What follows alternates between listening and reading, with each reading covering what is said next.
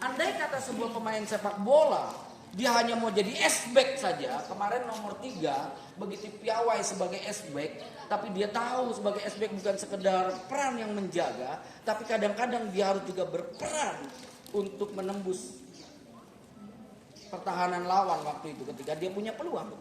Tidak apa-apa. Tapi peran yang pasti adalah dia sebagai S-back. Dia harus kembali kepada tempatnya. Ya. Dan andai kata dia tidak sadar perannya, dia ada jadi striker, saudara. Pasti dia jadi kalah. Betul? Karena dia tidak menjalankan perannya, fungsinya sebagai S-back atau sebagai penjaga. Ya, bukan penjaga gawang, ya, S-back gitu ya. Karena di dalam bermain sepak bola ada striker, ada penghubung, ya. Ada S-back, ada gelandang kanan, gelandang kiri, bukan gelandangan, saudara. Gelandang kanan, gelandang kiri, maksudnya penyerang kiri dan penyerang kanan, ya kan? Nah, itu harus disadari peran. Dan andai kata mereka tidak menyadari peran orang lain, dia kan nggak bagi-bagi, saudara. Dia nggak bagi-bagi.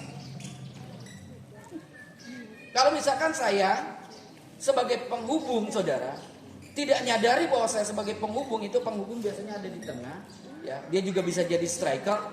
Dia membagi bagaimana lawannya ada di posisi mana. Begitu juga kita di dalam gereja. Kita sadari peran kita dan kita sadari peran orang lain untuk kita bisa berbagi satu sama lain untuk mencapai sebuah tujuan. Amin. Yang ketiga apa, saudara? Ada yang mau kasih? Yang ketiga apa kalau kita mau mencapai kesatuan? Halo? Kan sudah dikasih contoh sama Tuhan bahwa ketika dia merendahkan diri di atas kayu salib supaya ada kesatuan loh. Tuhan Yesus nggak ngomong begini, meskipun dia bicara kalau boleh kehendakmu lah ya, kalau boleh cawan ini lalu daripadaku, tapi kehendakmu lah yang itu dia merendahkan diri supaya apa? Kesatuan ada dan terjalin dan terlaksana tujuan mulia manusia diselamatkan. Dan dia sadari peran dia sebagai eksekusi yang dimana dia harus mati dan rela tersalibkan. Yang ketiga apa, saudara? Kita lihat. Apa?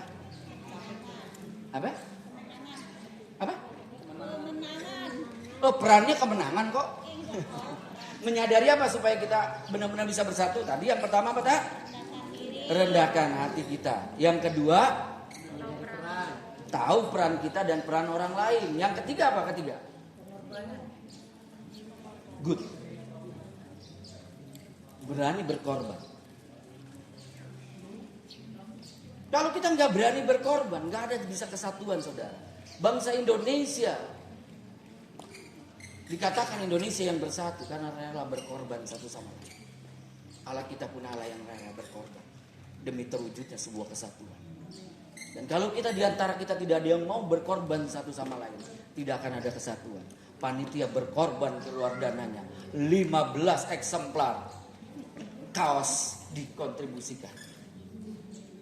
Dan Ibu Susi mengkontribusikan 8 eksemplar. Ada sebuah pengorbanan demi sebuah kesatuan. Mari kita sama-sama dalam memperingati kenaikan Tuhan Yesus, kita membuat sebuah kesatuan. Karena kesatuan itu ada kekuatan. Katakan, kesatuan memiliki kekuatan. Katakan dalam bahasa Inggrisnya. 1, 2, 3. Katakan, power not uniform. Jadi jangan Anda berpikir kesamaan itu adalah kesatuan. Anda sama-sama kalau Anda nggak mau berkorban bukan kesatuan. Anda sama-sama kalau nggak mau menyadari peran saudara dan menyadari peran orang lain bukan kesatuan. Anda bersama-sama kalau Anda nggak mau merendahkan diri tidak akan jadi sebuah kesatuan. Sebuah kesatuan terjadi ketika kita mau merendahkan hati. Ketika kita mau menyadari peran kita dan peran orang lain. Dan ketika kita mau berkorban, kesatuan terwujud, maka kekuatan itu akan nyata. Kita jadi pemenang. Amin. Dan di dalam kebenaran firman Tuhan, kalau kita mau baca semua, Di dalam Yohanes 17, Tuhan menginginkan banyak jiwa-jiwa dimenangkan. Tidak lain kita bersatu di tempat ini. Kita mau berkorban satu sama lain. Kita mau menyadarkan peran kita dan peran orang lain. Dan merendahkan hati kita. Agar banyak jiwa-jiwa dimenangkan. Agar banyak orang percaya. Kenapa sih? Karena dengan kesatuan yang kita lakukan, kita bisa menyatakan kasih kita. Kasih itu adalah yang mau rela berkorban. Amin. Dengan mau rela berkorban kita saling menghargai satu sama lain. Menyadari siapa diri kita, menyadari orang lain. Akan fungsinya. Orang akan melihat sebuah keindahan. Dan disitulah yang dibutuhkan sebuah kerendahan hati. Dan orang akan melihat kasih Tuhan di dalam kehidupan kita yang bersatu. Amin.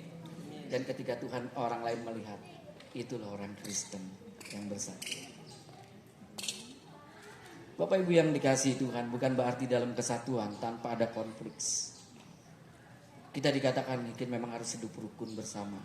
Tapi di dalam hidup kerukunan bukan berarti tanpa ribut, saudara. Makanya ada sebuah buku yang berjudul Ribut Rukun. Ribut kecil-kecil karena ingin apa? Mengelola perbedaan. Kita harus pandai mengelola perbedaan. Bukan mengesampingkan perbedaan. Bukan menyingkirkan perbedaan. Tapi mengelola perbedaan. Ngomong sama-sama dengan saya. Mengelola perbedaan. Nah, waktu Anda mengelola perbedaan, pasti ada ribut kecil. Dalam keluarga nih. Tadi aja istri saya kan sepatunya baru tuh diinjak sama anak saya. Anak saya konyol-konyol juga ada. Bencang kayak gitu kan diinjak. Waduh. Batu baru. Batu bos. Saya juga jadi sepatu aja sepatu. Kan ada ributnya saudara. Tapi saya rukun. Dan kita tahu di Gereja Bukit Jaya kita ada ribut pasti. Tapi ributnya bukan ini panitia si Erik udah diajak sono. Pak saya nggak bisa jadi panitia ya udah ribut-ribut. Rik, ayo Rik ribut. Kan ada dikit-dikit deh gitu ya. Ayo Pak. Ada lah kita. Kesel-kesel dikit ada lah. Tapi bukan harus kita jadi pertengkaran besar. Tapi kita tetap asal kita mampu mengelola perbedaan. Yuk, kita semua memang tidak sama. Karena memang kesamaan bukan tapi kita harus kelola menjadi sebuah kesatuan. Amin. Biar seperti Tuhan kita. Dia unity. Dia ada sebuah kesatuan. Dia tahu perannya. Allah Bapa, Allah Anak, dan Allah Roh Kudus. Dan Allah Roh Kudus memberikan peran. Dia datang ke muka bumi untuk menguatkan kita semua. Untuk mengingatkan kita semua. Dan menginsapkan kita semua. Selamat bersatu. Mari kita sama katakan power of unity. Mari kita berdiri. Sama-sama kita ngomong. Berdiri dulu kita baru teriak.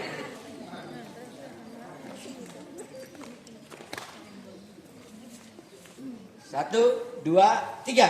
Power of unity. Sekali lagi. Power of unity. Ikuti saya. Unity. Not uniform. Kelola perbedaan. Kita akan bersatu.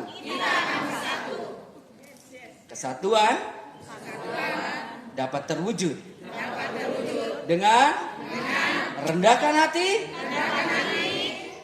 sadari peran diri dan peran orang lain,